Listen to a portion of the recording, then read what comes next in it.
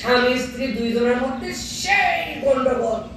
মনে হচ্ছে তৃতীয় বিশ্বযুদ্ধ বাজে গেছে, ইরান আমেরিকার মতো যুদ্ধ শুরু হয়ে গেছে বাড়িতে। মাঝে মাঝে এরকম হয় না?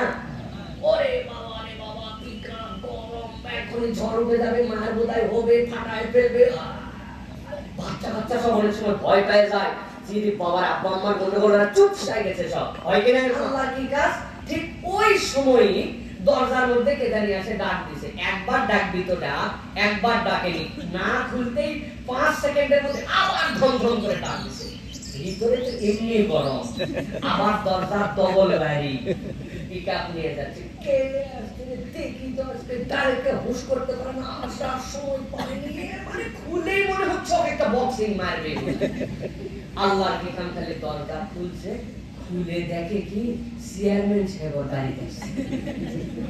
বলছে, ভাই আসসালামু আলাইকুম, আপনি এই সময় না বলে সরে আসলেন?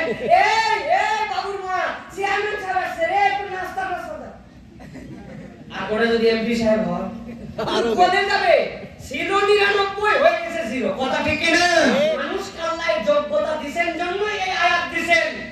মানুষ চাইলে রাগ নিয়ন্ত্রণ করতে পারে।